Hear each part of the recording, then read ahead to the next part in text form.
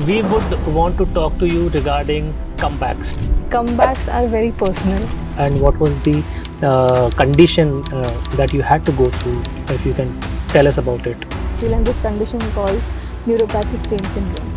And there is no pattern, there is no fixed line of treatment. In fact, there is no, sure time frame that when you will come out of this situation.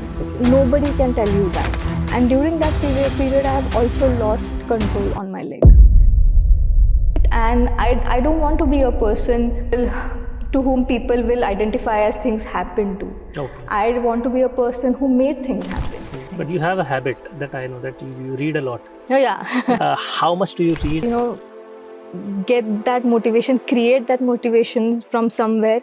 Maybe sometimes I read about Shivaji Maharaj or Sambhaji Maharaj and it drives me crazy. I was like, look at this and what you are doing and everything. But you have been competing with Manu for almost 7-8 years. Yeah. How do you see her as a competitor? And I, take that in my stride to have strong competitors like her. I want her to be around me, and it defines you with the competitors you had during your era, that with whom you have fought and with whom you have fought and won. Welcome to House of Glory, the sports podcast powered by Nikon India. Behind the scenes, beyond the game. And I'm your host Tushar Dutt, taking you to the journey of Indian athletes and of those who make champions.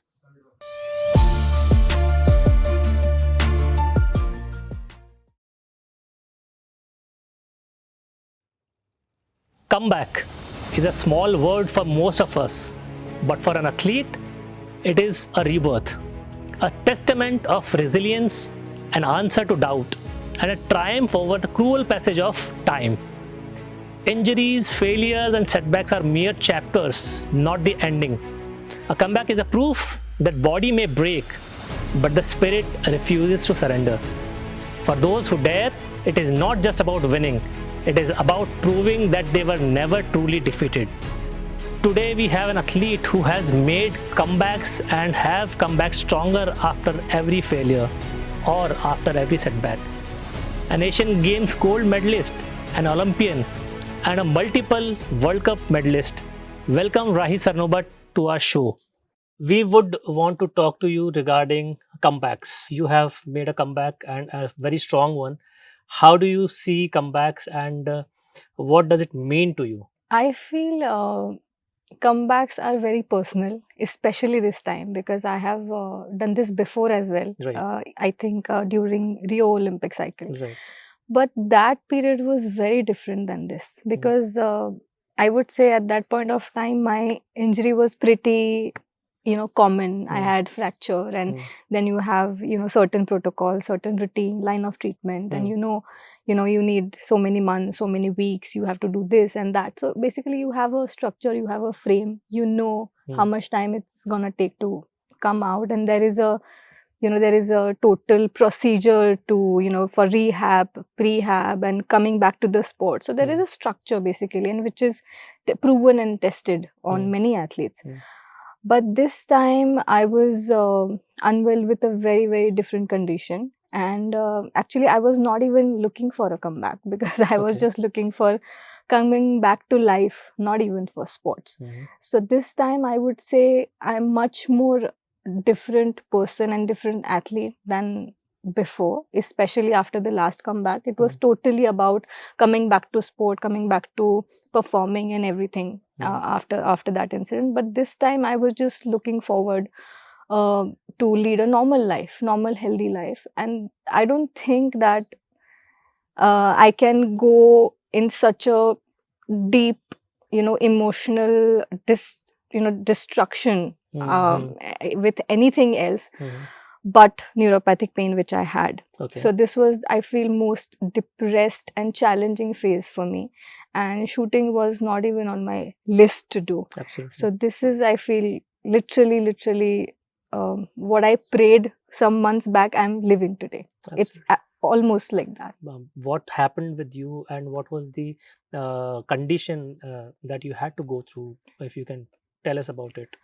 Actually I was packing and I was about to leave for World Championship in 2022. Right. I was in part of the team, and that was the day on which day I have to join the team in New Delhi for camp, and we supposed to fly, and everything was packed. I was just sitting with my parents, and suddenly I started feeling hot flushes and a lot of nerve pain in different parts of my body, and there was no pattern. There was no reason.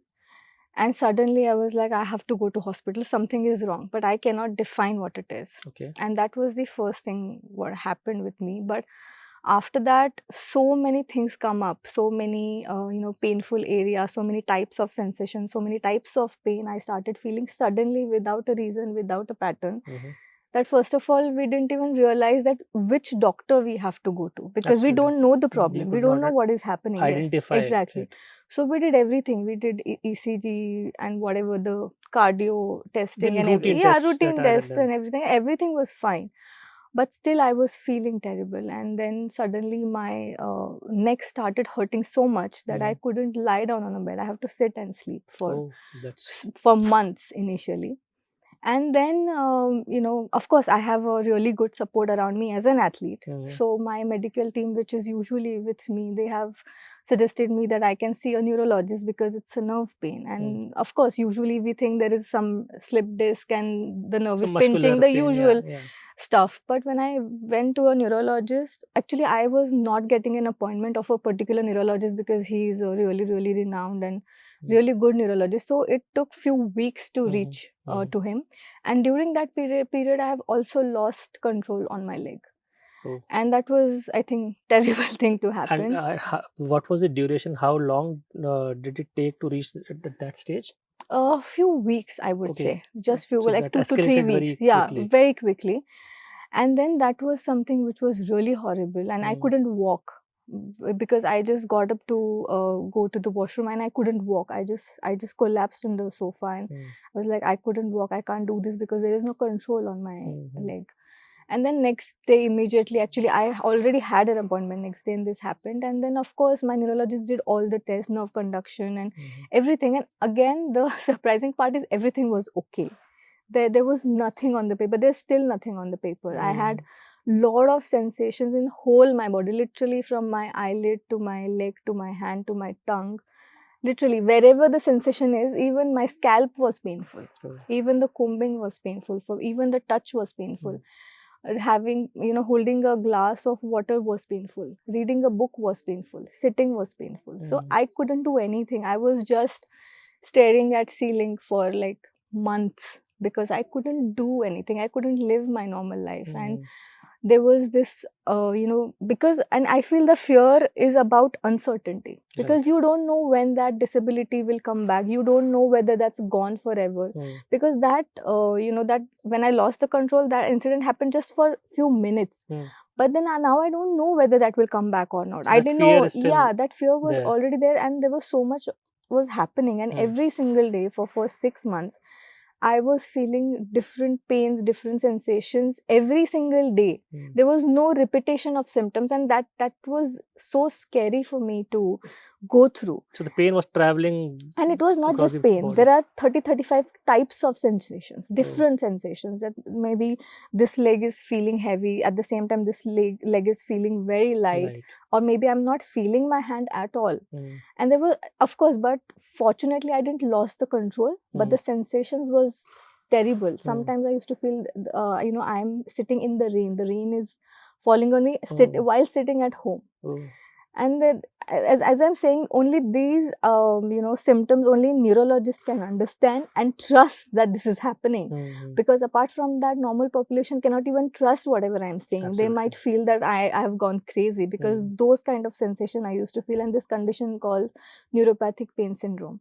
And there is no pattern. There is no fixed line of treatment. In fact, there is no, sure time frame that when you will come out of this situation. Nobody can tell you that. It depends upon case to case, person to person, and it depends upon gender, age, or history, medical history, or genes. There is no pattern, and that's even more scary.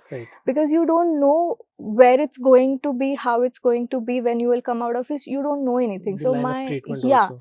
So first 4-6 months, there was no treatment. Sleeping is the only treatment. Resting is the only treatment for neuropathic conditions.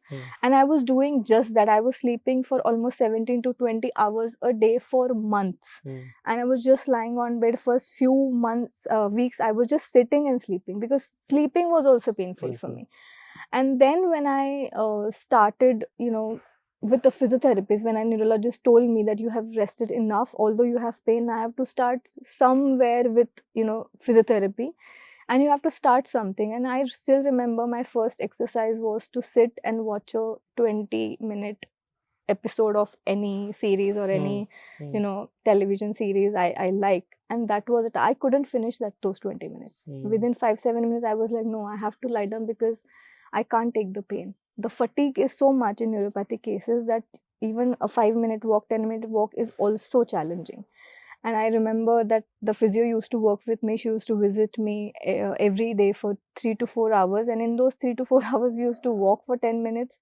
Then I used to sleep for 30 minutes because I'm so tired. And then again walk for 5 minutes. Rahi, how did this incident, this episode, change you as a person or your perspective towards life? There were some things I already knew, but this incident gave me that assurance that whatever I'm thinking is right. And by saying this, I mean is that nobody is really missing you from anywhere, frankly speaking. When I was not there, hardly 2 to 3 people called me from my team that where are you and how are you. One of them was Anish and Manu. They called me that, Didi, how are you, and when are you going to come back and everything. But apart from that, it's okay if you're not there. Only bothered person that you are not shooting, you are not there, is yourself. That's it. And that's why when I have started shooting again, my only agenda was to satisfy my own self, because I know I have so many abilities, capabilities, capacity that I haven't explored yet. And when I started feeling better, the first thing I wanted to do was shooting, because that's the only thing I feel I can do better in my life. And this dream has planted in my system for a reason.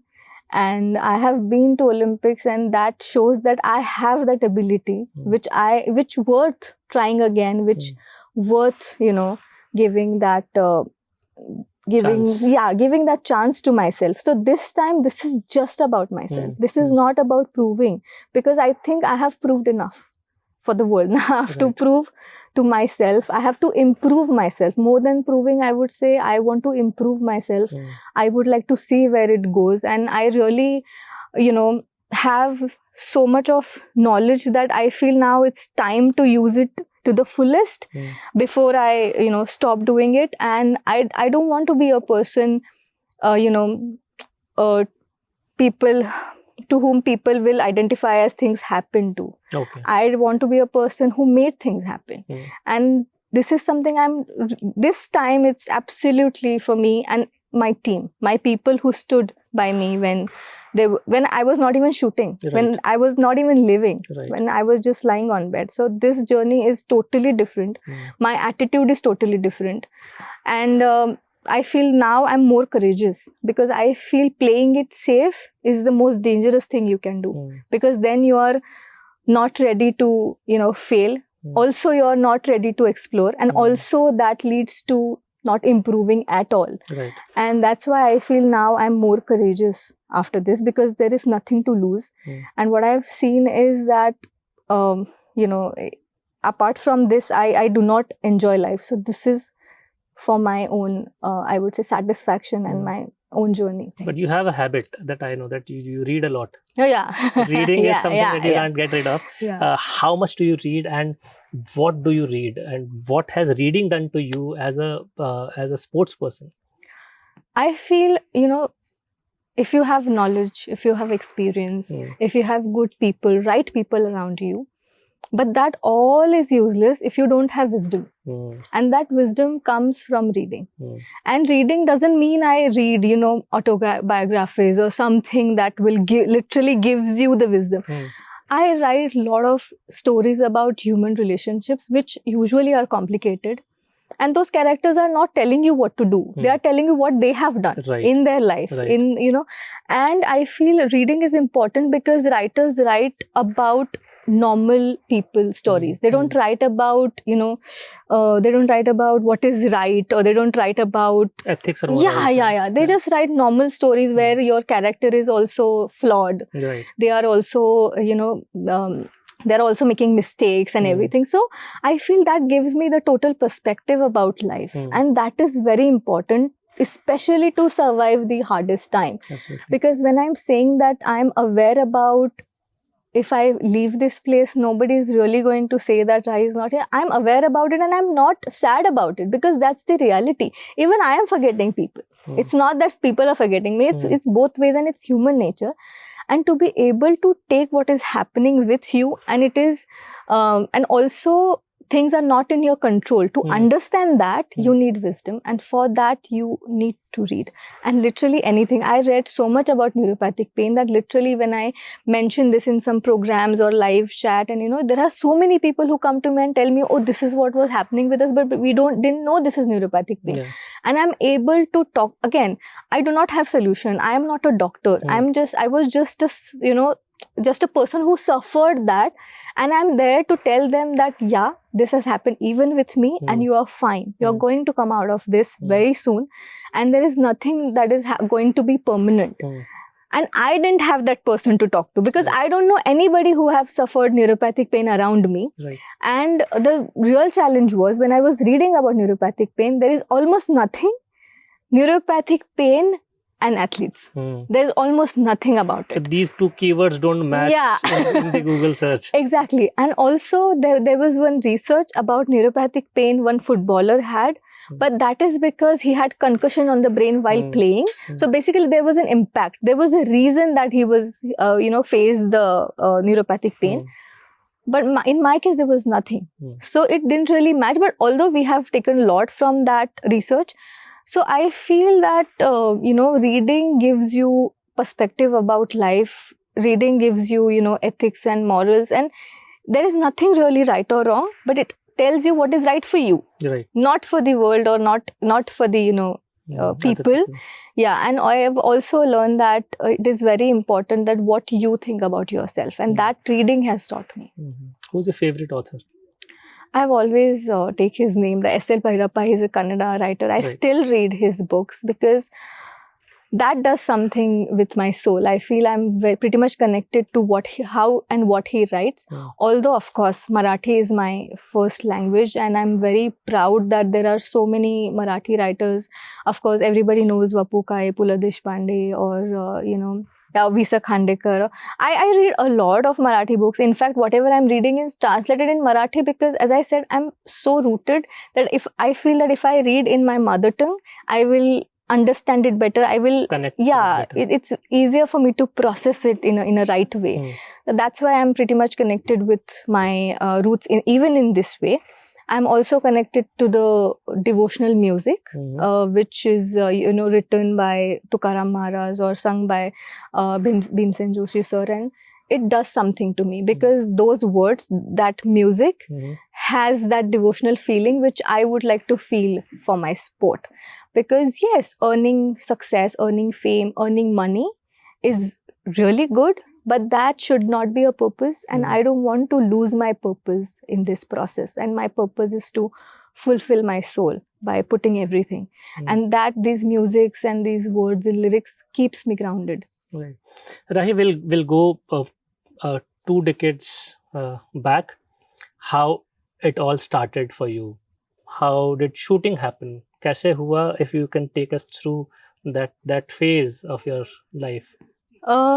Actually, I always say shooting has happened with me. I haven't chose this really. The shooting has chosen me and came into my life. I was in school when I got introduced to shooting while NCC, and first thing in my life where people said I was good at. Apart from that, I was a very, very average, normal student. And this is something, for the first time I got some appreciation. People started talking about me, and that was shooting. And then I, get that thought that, okay, this is something, I have to try, and I have to think about it. And then I actually really started searching for it. Where can I go? How can I do it? But of course, Olympic was not even my list. It was just about Saturday, Sunday thing, hobby thing that I'm good at. So I will do it while doing studies or while going to college and everything. So that was my only attitude. And that's how I find the shooting class in Kolhapur. And fortunately, we had it. This was in which year? 2005-06. 2005-06. So it's been 2 decades now. 20 years now. Yes. 20 years now. How do you see your journey as an athlete in these 20 years? You are not that old. You have a 20-year-old career. How do you look back, and what are the things that you would want to take a moment to appreciate, or maybe show your acceptance that these were the things that you shouldn't have done? So how do you look at it? I feel if I look back, I see it as almost an impossible journey, really. Because when I started where I come from, this is not even a dream, because we don't know this exists, especially back then and back where I come from. There was no, this word of Olympic existed at all. So it was just a small, desire, just a small hobby that I was pursuing. And I feel surviving in this game for 20 years is kind of manifestation I have done, because I don't know if you remember that I have always said that 1 medal, 4 years, 1 Olympic cycle is not something I have ever looked, for. I've always looked for 20 years, and still my competitor has to consider me as one of the toughest competitor. And that is something I always looked for, and I'm still working for it. Medal, success, still they don't drive me so much, but the journeys, hard work, discomfort, challenges is something I really love doing. And also I'm very proud of, now you say, put it in in the frame of 20 years, I am very proud that I have never been late to any of my training and competitions for 20 years, not even a single competition, because I have that much passion for my sport. And when I'm saying I was never late, not for the match, even for my preparation time before the competition, I was on time even for that. I'm up for my competitions before my alarm rings, because that is something I have for my sport, and I'm very happy that still exists, that is still there. At the same time, I would like to also tell you that I've realized that athletes run on motivation only 40% of the time. Rest of the time, either we have to, get that motivation, create that motivation from somewhere. Maybe sometimes I read about Shivaji Maharaj or Sambhaji Maharaj, and it drives me crazy. I was like, look at this and what you are doing and everything. Sometimes I drive myself on guilt, because I have learned very, in early stage of my career, that if I miss a session, I do not enjoy what I'm doing apart from whatever I'm doing by missing the session. I absolutely don't enjoy. And since then, I have never missed my session, any of my session, whether it's psychology, physio, or SNC, or whatever. And I'm very proud of all these things, whatever I have done in 20 years. And as I said, I'm a very, very ordinary girl and woman, whatever we would like to say. And I have worked hard for whatever I have achieved, and I'm very proud of it. I'm very satisfied. Only one thing I would say that I would have done different, or what I should have done different, is show some little bit more confidence on myself, because I was always more than what I have thought about myself. I've always done more. I have always proved more than what I've thought. So of course now as I said, I'm a very different person, very different athlete. But initially, I would have touched myself a little bit more. But any particular specific moment where you realize that self-belief caused you some medal or something? All my career is about self-belief, because if you have seen me back then when I started shooting, as I said, I was I am an ordinary girl. Whatever I have developed as a talent, as whatever, is because of my hard work. So people who know me since then, even today after 20 years, they said that we cannot imagine you doing this. Right. I was so, below the bar, below the average population. And I feel that if I can do it, literally anybody can do it. It's just about being disciplined, because I feel discipline is not about, or not for the days you're motivated. Discipline is for the days you're not. And that is, inbuilt in me. My family runs on discipline. Right. My family runs on the clock, on the calendar, and that comes from my family. Right. And that's why discipline has really, I would say, helped me to pass through. Brought you so far. Yeah. Rahi, when you started, many of your contemporary competitors were just born. Yeah. Manu Bhaker, for instance, you now compete with. You have been competing with Manu for almost 7-8 years, or more, maybe more. How do you see her as a competitor? And since you mentioned her in the conversation, how do you see Manu in shooting and as a competitor?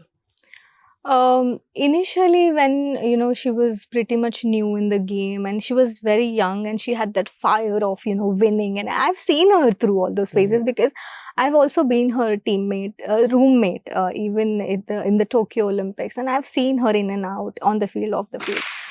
And I used to love that fire, because I was like, I don't have this. Really, I'm a very, very calm and patient person. I will wait. I will not say anything. I will process that. I will think 100 times before saying anything. And she is just, up there, on her toes, or energetic, very aggressive. And I used to like that personality for her. Of course, I never thought that I should have it, but for her.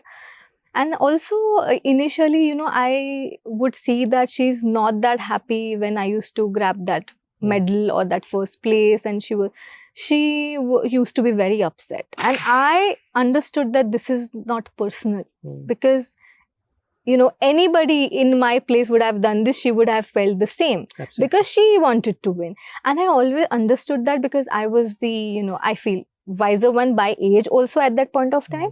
Of course, I have seen her grow, and now she's much wiser, much calmer than she is. Of course, because of her age, experience, she had experience about Tokyo also and Paris also, and I have seen her grow. And I really, owe my some of my growths and improvements to my competitors, because if there is no challenge, then what's the fun? If winning is comfortable, then what's the fun? Why we are doing it?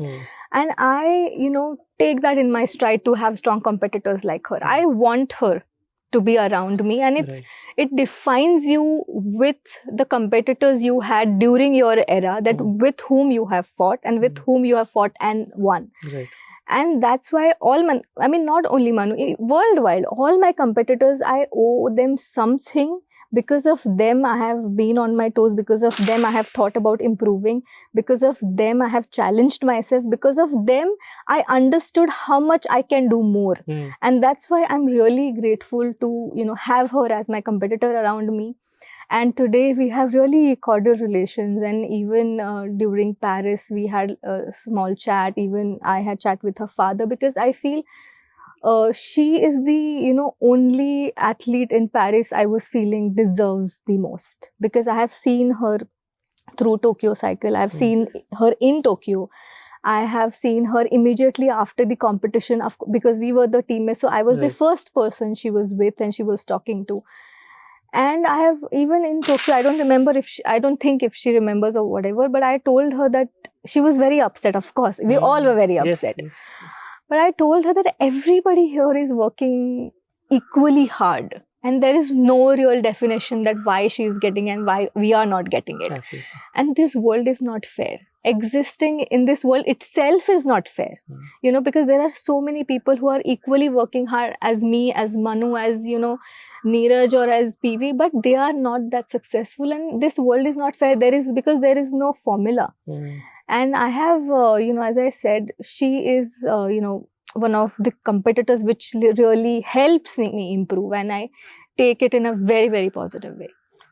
You mentioned about the Tokyo phase where Manu could not win, not just not win medals, but also she had an episode where she had a gun malfunction.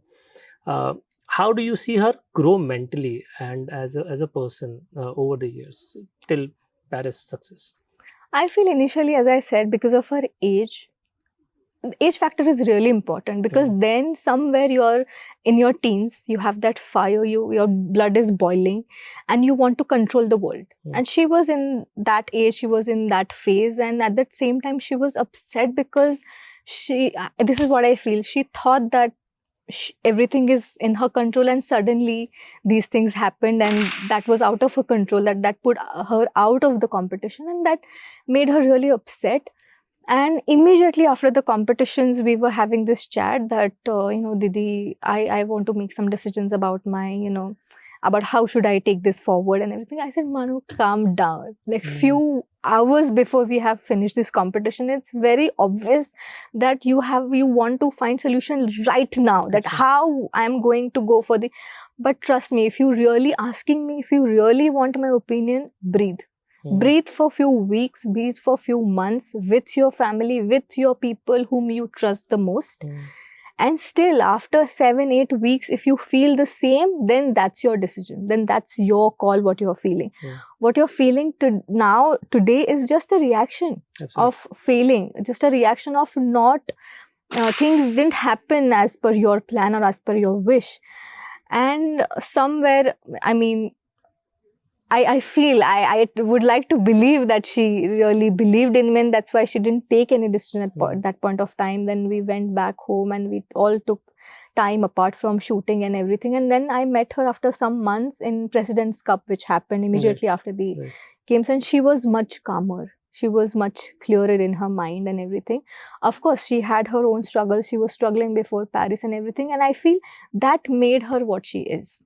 Because I feel your failures helps you jump 10 steps, ahead of what you're doing. Because when you're delivering, when you're performing, you're giving. But to create something, you need to fail. You need to look back, you need to look in, you need to look within, you need to look out, you need to look what is happening in the world, you need to look everywhere. And that only failure can do with you. And I feel, of course, maybe that phase was not right thing to say, that this is right for you, because it's horrible to see somebody struggling, especially like her, who is so talented and so dedicated. I mean, everybody talks about her talent, but nobody really talks about how much hard work she puts in. She's really hardworking and sincere, and you will see her always there as per plan, doing more than the plan and everything. So I feel she's really, really deserving, and she has grown in a really, really good competitor. Now she's very cordial, very calm and matured, and I can see that growth in her, and I'm very happy. Rahi, you have been to the peak. You have seen how fame works for athletes. How does it feel to see people not remembering you or not recognizing you after a setback? How does that mentally affects the athletes? Frankly speaking, with me, as I said, it doesn't matter to me much. I would not say at all, but much. But generally speaking? Yeah, generally speaking, it does. It does affect athletes, because of course, it feels nice when you are, there out in public and people recognize you. They will talk about you, and you are there always in the newspaper, TV channel and everything. It feels nice. Who doesn't want that? Everybody does. But speaking about me, I'm absolutely okay, because today or tomorrow or maybe 10 years later, everybody is going to be forgotten. It's just that if you're alive and people forget you, it's more painful.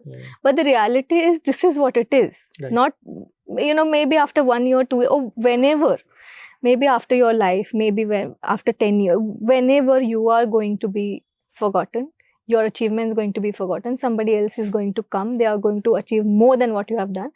At the same time, every sport has their own journey in their own countries. So some sports have just started in India. Some sports like shooting are almost, there on the top, that we are only talking about Olympic medals. So we have done our own journey. During this journey, some generations are made to sacrifice their journeys for the sport. Like for us, the first generation was, I would say, Dipa Didi, Anju Didi. For Maharashtrians, I'm speaking, also for India. So what they have done was the greatest thing of their generation that didn't turn out into the Olympic medal, because our sport wasn't that on the stage at that point of time. Exactly. Now, athletes are putting equal efforts, but shooting is at that stage that's turning into the Olympic medal. Right. So some generations have sacrificed their life and their journeys for the fraternity, and they are forgotten. They are already forgotten. And they are living. They are, today they are into the coaching, into the sport. They are making the sport, better. They are, helping sport to get better and everything. So this is the journey. You have to accept it, that you are going to be used to for the betterment of the fraternity, and you are that tool. And and again, as I said, this comes from reading, and this doesn't bother me at all, because again, if people don't remember me, if I don't, I'm not there in the people's eye, that's not going to change anything for me, what I do for my sport. Because that is not my profession.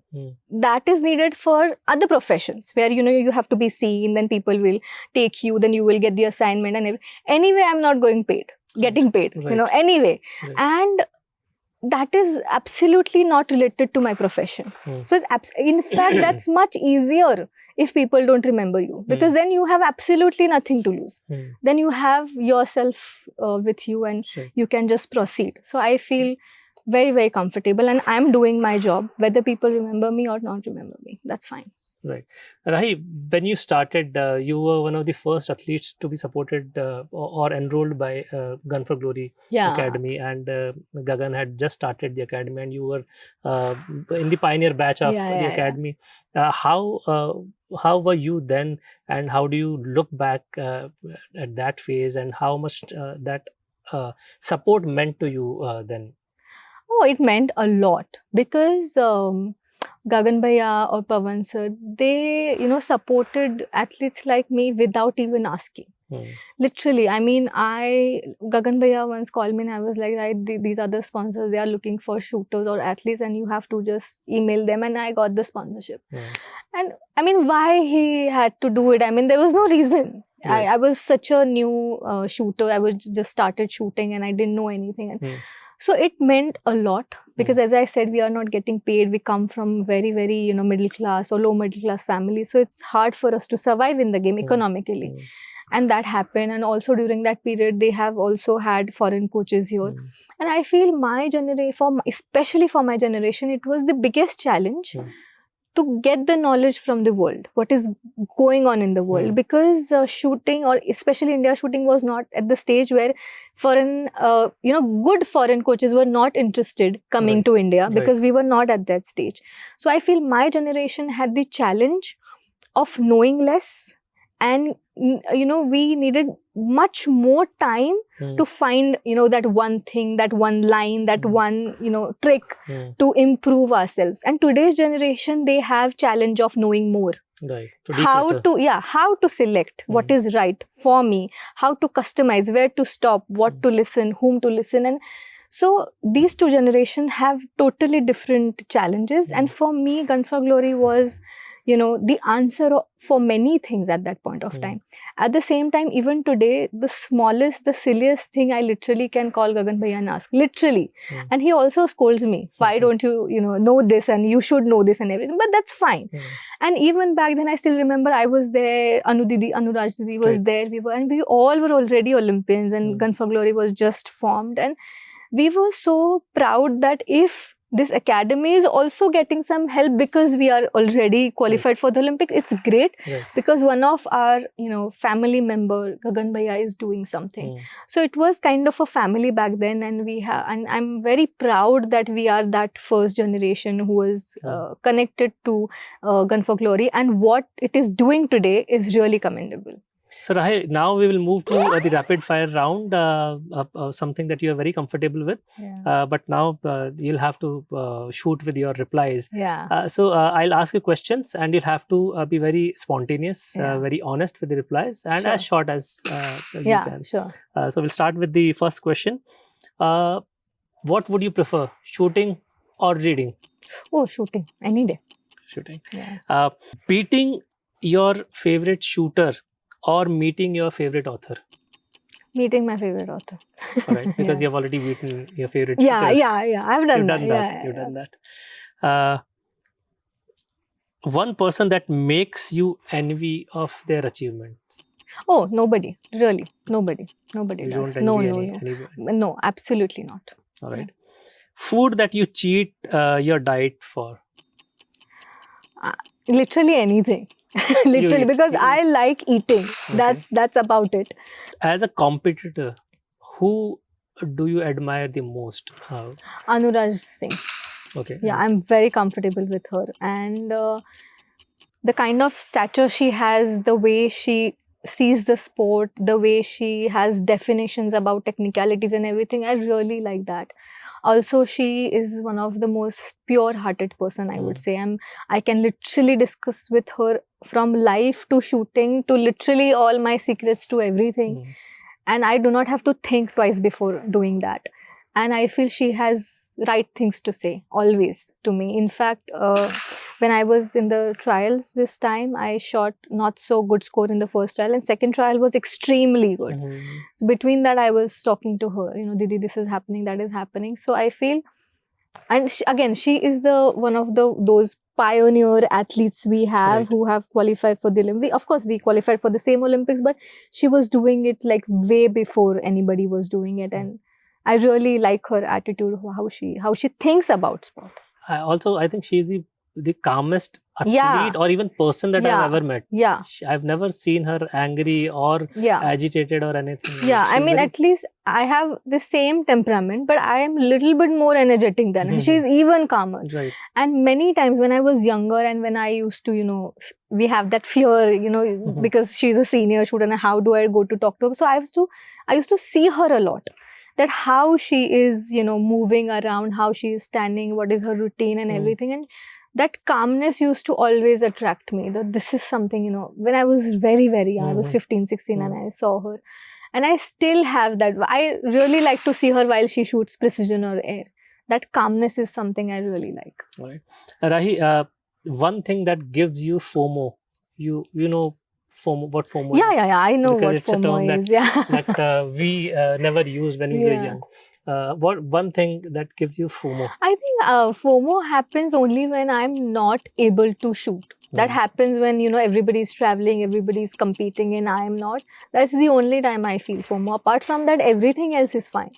Whoever doing whatever, I'm fine with it. I'm not feeling I missed out. Yeah. And any specific competition that you would want to participate every time you get a chance?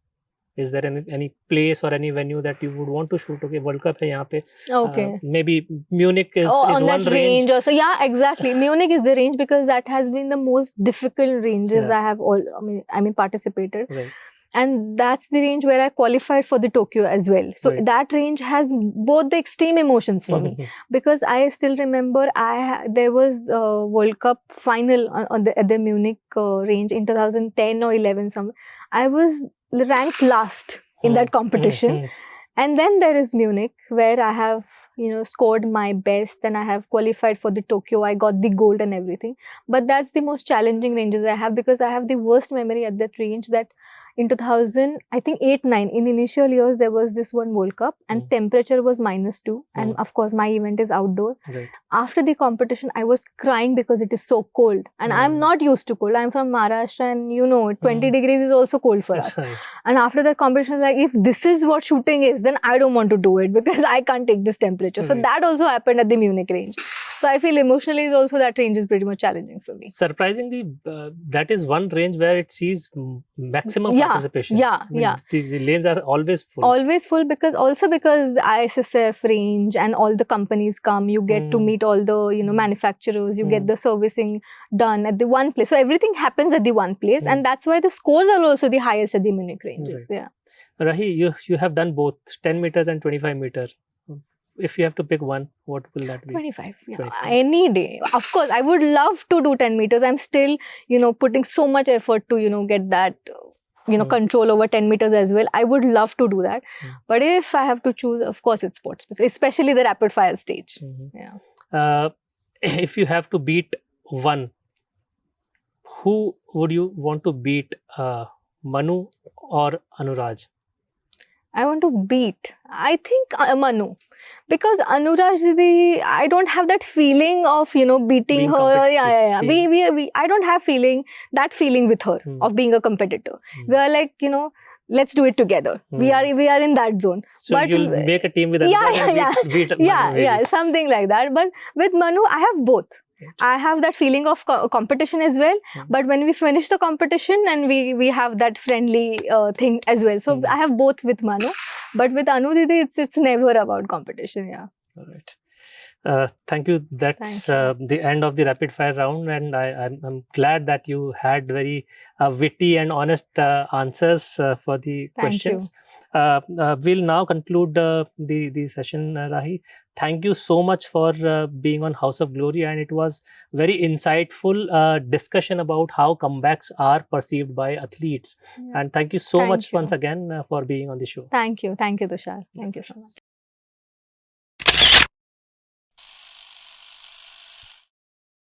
Always said that one medal, 4 years, one Olympic cycle is not something I have ever looked, for. I've always looked for 20 years, and still my competitor has to consider me as one of the toughest competitor. And that is something I always looked for, and I'm still working for it. Medal success, still they don't drive me so much, but the journeys, hard work, discomfort, challenges is something I really love doing.